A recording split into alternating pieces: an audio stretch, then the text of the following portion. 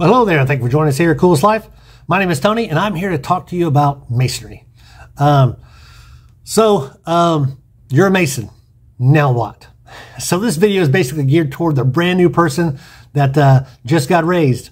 And if you know what that means, you know that you're probably a Mason. It means you've gone through the first 3 degrees of Masonry, which is the Inner Apprentice, the Fellowcraft, and the Master Mason degree.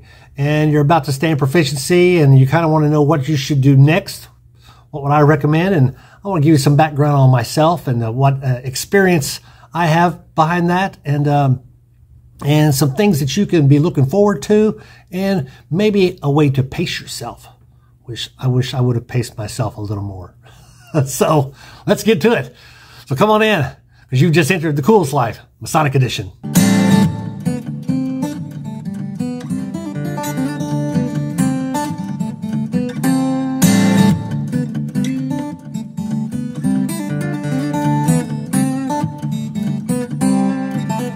So I have got 0 notes in front of me. I'm just going to speak straight from the cuff. A little bit about myself. I am a Master Mason. I joined Masonry back in 2012. I got initiated, passed, and raised. I was raised in 2013. And soon after that, I went straight in the officer lines. I became Master of my lodge in 2018. I became Master of a second lodge in 2019. I joined Scottish Rite, York Rite, and the Shrine, and I've held positions in all 3 of those organizations. So what I want to talk to you today about is what's next and how to pace yourself.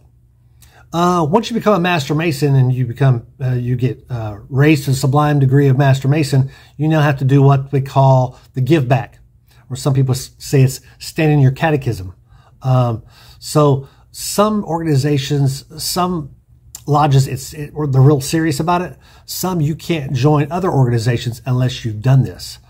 So you can't, until you've done that give back, you don't get a dues card. Some say that once you become raised to a Master Mason, you must immediately get your dues card. So it depends on your jurisdiction. Jurisdiction being whatever state you're from or Commonwealth, that'll be your main jurisdiction. That falls up under the Grand Master of that state. Grand Master of that state is a dictator and has final say-so and authority. Most Grand Masters only last 1 year, so if you don't like what they're doing, then wait, because they'll be out in a year. Not all jurisdictions. Some Grand Master might stay 3 years. Wow, like Maine does that, New Hampshire. So there's several that do that. And I say that to let you know that all jurisdictions fall under a different kind of, I'm not going to say bylaws, but yeah, they are bylaws, but they fall under different set of rules and traditions. That's what I'm looking for. So you're a Mason, so now what do you want to do? Once you do that give back, I recommend, wait for it, I recommend that you wait 6 months. And in that, before you join another organization. When I say another organization, I'm talking about the Shrine, the Grotto, the Eastern Star, all those. You wait 6 months. Once you've got your Master Mason dues card, go visit. Okay? Go visit the Shrine. Go visit the Scottish Rite. Go visit the York Rite. Go visit the Grotto. Go visit the Order of the Amaranth, Tall Cedars. Go visit those organizations and to see which one you think you best fit with. You might fit best with them because of the history of their organization. And nothing's got a better history lineage than York Rite does. There just isn't. They've adopted some histories from biblical times. Okay, the Crusades, the Knights Templars Crusades. So they've got some history, and they teach that through their initiations. So if you love the history, maybe that's what's for you. If you like programs, maybe that talk about flag days, that talk about Feast of Tishrei, different things, maybe you should join Scottish Rite. If you like parades and circuses and being a little more casual, maybe you want to do the Shrine or Grotto. So visit those organizations. But as soon as you get your dues card, tell yourself 6 months, boom. In 6 months, I'll decide if I want to join another one. But in that 6 months, you need to go visit. Go visit as much as you can. And when they say, you want a petition yet? Say, give me one in 6 months and we'll talk. Hey, at least you're honest. Be upfront and forward with it. So what can you expect? What else can you do inside of your Blue Lodge? When you go through the initiation, and you've been passed a degree of Fellowcraft, and you've been raised to sublime degree of Master Mason, there are rituals that happen. And don't think that rituals is a bad word. It just means our customs and the way we go about doing things. Your church has rituals, okay? It's just the way we go about doing things. We call it the ritual, also known as the work. So get involved in those initiations and those passings and raisins. Become a active member. Learn the working tools. Memorize the working tools. That's working tools is actually the first thing that I memorized when I became a senior steward. Because in my lodge, our senior steward does the working tools. And I wish more jurisdictions would do that, because the working tools are very easy. It's something tangible you can hold in your hand. It makes it easier to memorize something when you've got something in your hand. I know it does for me. And a lot of people are that way. So you got something tangible, you can look at it, you can talk about it. 24-inch gauge. 24-inch gauge is, so you can talk about 24-inch gauges divided in 3 equal parts, or by our found. 8 hours worth. Anyway, so I can go through that, but I digress. Learn the working tools. Okay, so that one day, if you're ever called on, you can do that. Maybe the closing prayer, maybe the opening prayer to the meetings. So maybe you could sit in as chaplain. In case someone is missing one of the officer lines, you could sit in. Know their duties, know what they do. Do they cope the holy altar? We do in Georgia. Most states don't. And you can look that up to figure out what coping is. So there's lots of different ways you can get involved in regular meetings. And learning, there's a lot of different things you can memorize, lectures that you can do. That's the word I was looking for. Lectures you can memorize to help people in their Masonic journey. One of them is Yonder Book. Yonder Book is a really good, definitely, I could never do it here. It wouldn't make any sense to you here unless you're a Master Mason. Because Yonder Book is a little more about the work than it is the symbolisms. So anyway, there's some lectures that are a little more detailed or a little deeper than others. The working tools are pretty in your face. Here they are.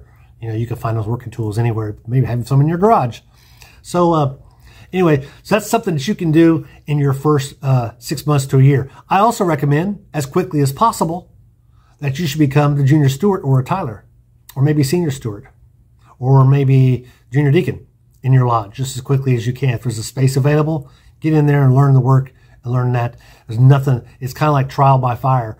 It gets you in there working as quickly as possible. As soon as I got initiated, I was substituting as junior steward, and as soon as they had election, I was elected senior steward. I've been a Mason 1 year.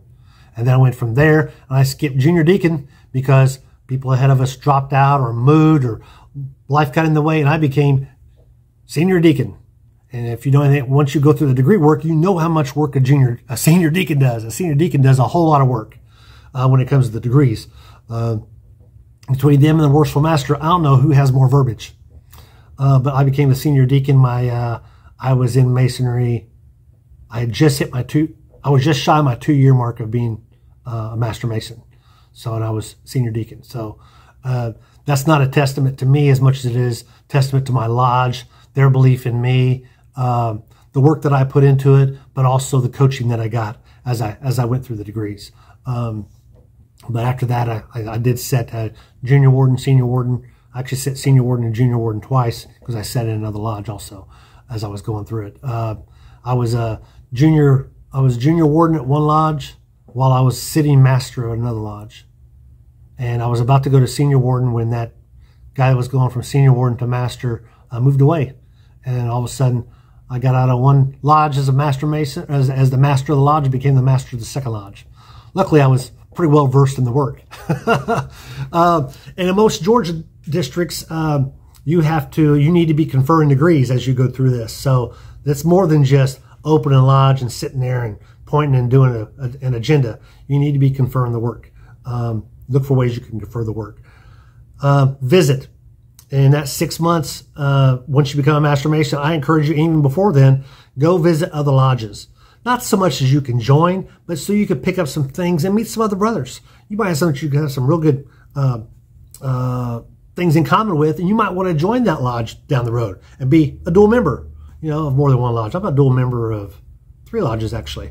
I'm a member of a lodge in Wisconsin that I'm an honorary member of in Reedsburg. Appreciate being a member there. They elected me as a honorary member since I was visiting there, and when they had degree work, and they did, I stood up and did lectures out of state.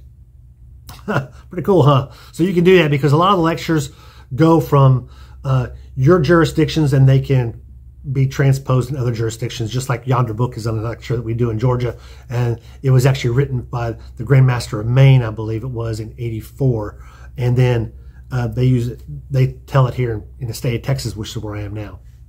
But I hope that gives you some insight of some things that you could be thinking about your first year in Masonry and be doing. All you can do is visit and get involved, and that way your Masonic journey will really blossom, and you can decide if you want to continue on or if you want to pull back. Maybe you want to join other organizations. Maybe you don't just yet. Maybe you want to give it a couple years.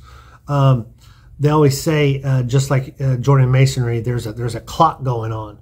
You've only got so much time in the world, and it's always nice to say that I'm a 50-year Mason.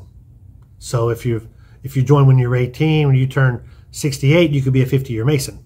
And that's something that's held in high esteem, is to hit your 25-year mark, and then I guess it's your 35, 45, and then your 50-year mark. So it's you always have a little more respect for guys that have paid their dues that long and been involved for 50 years.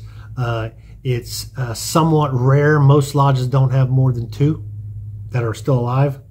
Some lodges don't have any that are even attending that have been in for 50 years. So it's something that you want to achieve, but definitely join as early as possible. And also other organizations like Scottish Rite, the Shrine, they've got those clocks ticking too. So you kind of want to join them and say, yeah, I'm a 10-year member of the Shrine, which I am, by the way. And it's in York Rite. And yeah, so anyway, and Scottish Rite. Actually, my York Rite I have put on hold because I'm traveling for the next 2 years, and I have dimitted from York Rite until I get back to one place solid, because what I'm finding out is when I travel, I don't visit York Rite organizations. They don't have as many meetings. They don't have their own facility, and I tend to go where the places have their own facility. And so I found that with Shrine. I found a little more of that with Scottish Rite. So that's why I keep my membership with those. Anyway, hey, I hope this helps. Hope that just gives you some insight of some things you can expect, and maybe help guide you in some directions that you might want to consider taking in your Masonic journey, especially that first year of just becoming a Master Mason. I'll let you go. Be sure to like and subscribe, and send this to your friends who are brand new Master Masons, or maybe they're considering becoming a Master Mason. Check that other video first that I've already made. Actually, I think I was wearing this shirt. Actually, I think I was in this room. Actually, it was only 15 minutes ago that I made that video. But so you want to be a Master Mason, but check out that video. I'll put it in this description here, and you can link over there to it. But let me let you go, because I need to get back out here living the coolest life, Masonic edition.